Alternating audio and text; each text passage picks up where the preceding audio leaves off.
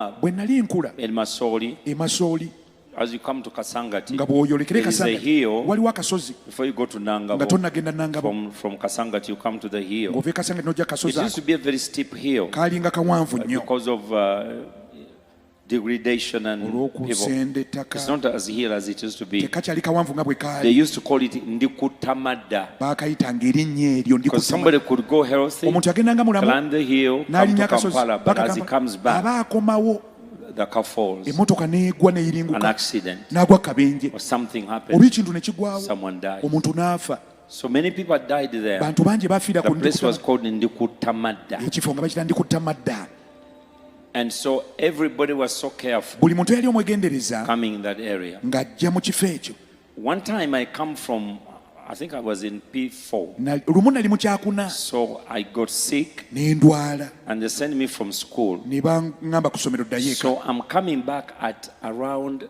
midday. mba nkosanga mukaago gw'emisana No one used to pass at midday. nga teri ayitawo misana No vehicle. nga teri mmotoka Because eyitawo that's when awo the Musambwa used to cross over omusamba we gwasalanga ekkubo from the place where now Dr. Besige's home is, okuva awali amaka ga Dr. Besigye crossing over going to that there was a forest. waaliwo ekibira awo Now the people built Kati there. abantu Now it's no longer bazimbyewo. there.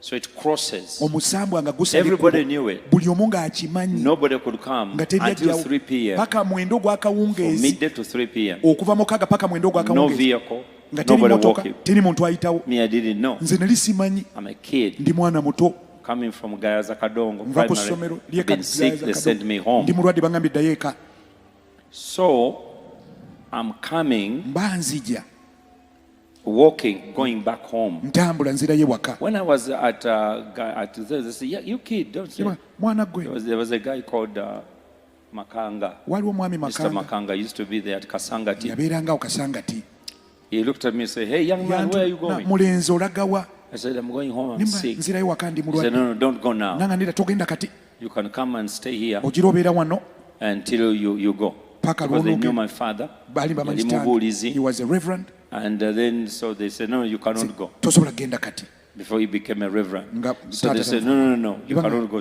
But for them, they knew bo baali bamanyi that nobody crosses that teri muntu Ndikutamada ayitaawo ku ndi kutama at that time. mu budde obwo Everybody knew, but buli me, I didn't know. nze nali simanyi So I said, no, I need to go home. ninga sebo neetaaga okudda He eka said, no, young man, sit here. mulenzi nedda tuula wano So he gave me a mat to sleep on. nampa omukeeka ne When he ntuulako went behind, bwe yagenda I emanju got up and ne walked. nnyimuka ne ŋŋenda So I just got up and walked. ne nnyimuka ne ŋŋenda eka And I walked. ne ntambula But I saw everybody was looking at me like nga ndaba this. abantu bonna bantunuulira bati Nibakwata ku mumwa. they touch their mouth Me, I thought, nga are ndowooza they pitying me? Are they- bansaasira lwakuba Nobody's ndi mulwadde. talking. nga teri ayogera And so I crossed. I nze came down. nensala ekkubo nenserengeta As I came down, banserengeta from nowhere, okuva bwe the saamanyi road was a dual road. oluguudo nga lwa sayidi bbiri But the road began to narrow, ne lutandika okufunda ne narrow, lutandika okufunda and became just a lane. ne lufuuka kakubo Just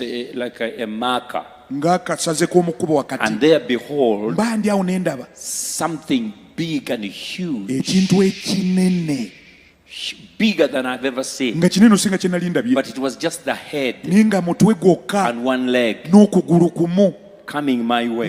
It was not illusion. si nti nali ndi It mu was kirooto coming towards nga me. kitambula kijja gye ndi And as it came, bwe kyali kijja so I stood there paralyzed. ne I nyimirira couldn't nga move. And I think nsanyaladde. that's how people ne ŋŋamba ndooza abantu got knocked by cars. bwe batya emmotoka bwe zibatomera Because you get paralyzed, osanyalala you cannot move, nga tosobola you cannot do tambula anything, tosobola kukola you kintu can't make an alarm, tosobola nakuba nduulu but you feel like you are dying. niwulira ofa So scared. I ng'otidde looked there, there's nobody. N'entuula I teri looked muntu there's eno nga nobody. teri I looked muntu behind, there's N'entuula nobody. emabega teri I looked muntu there's nobody. nga siraba muntu yenna And this thing is coming so fast. ekintu nga kijja mu But bwangu the head naye ng'omutwe is as big as the road, munene kulinga oluguudo but the leg naye ng'okugulu is like a straw. kulinga akaseke ka And soda it's one leg coming like this. kagere kajja katambula katyo nga katuuni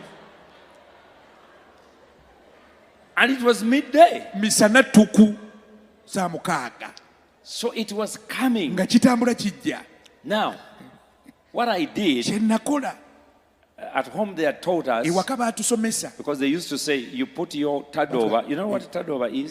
munaku taddoba mugimanyi. So we had learned how to balance this tad over. Twayiga okubalansinga taddoba ku mutwe. You put it on the head, Ogiteeka ku mutwe.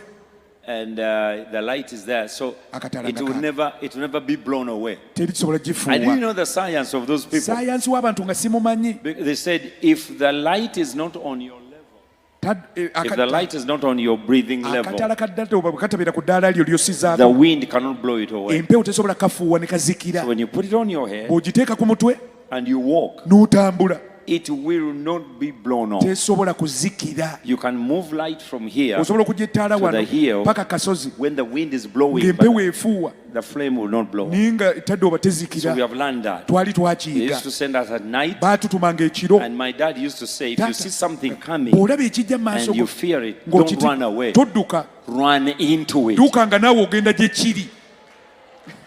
It will run away. Nakyo kijjaga kanziruke. If an animal is chasing you, Ensolo bw'eba or ekugoma lion, oba mpologoma, don't run. todduka, You run towards it. dduka ogende gy'eri. It will think, I've never seen an animal like this. It Ejjaga will take off. siraba nga nsolo bw'eti ng'edduka egenda. So I'd known that. Nali nabiyiga So ebyo. what I did, Kye nakola, I came down, the thing is coming ekintu so nga kijja fast, kidduka gye ndi, making a noise that is deafening. kikola eddoboozi erizibibwa So what I amatu. did, Kye nakola, sick as I was, yadde nali mulwadde, I gathered my ne strength neekuŋŋaanya, and I ran towards ne it, nziruka nga ngenda gye kiri, shouting, yeah! nga mpogana yaa. The thing went this way, Omusambwa ne gudduka ne gudda eri.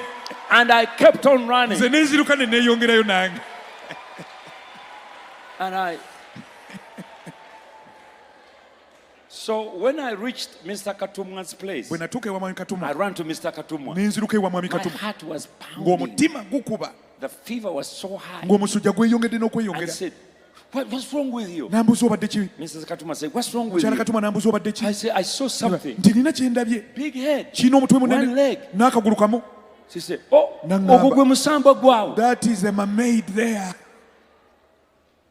N'atunula emabega. She Tozze looked, nagwo. didn't you come with it? N'angamba, yimirira awo omwana gwe. Stand there, young man. N'aleeta akalobo k'amazzi. She brought a bucket of water. Imagine I have a fever. Jjukira omusujja gutuba. N'anjiira akalobo She k'amazzi. poured a bucket of water on me. N'agamba, why you pouring water on? I was stammering. Nga nanagira. N'ensalawo n'enziruka I n'entuuka awaka. decided to run home. So the temperature was so high, but Omusujja nga that mungi. thing, Ekintu ekyo people stopped dying. abantu balekeraawo okufiira waawo. Now, that was, I think I was about 7 or 9 or something like that. nga musanvu awo mwenda. That place, people used to die Abantu there baafiirangawo ku ndikuta madda. because there was a territorial spirit. Waaliwo omuzimu ogufugirawo mu kifo ekyo.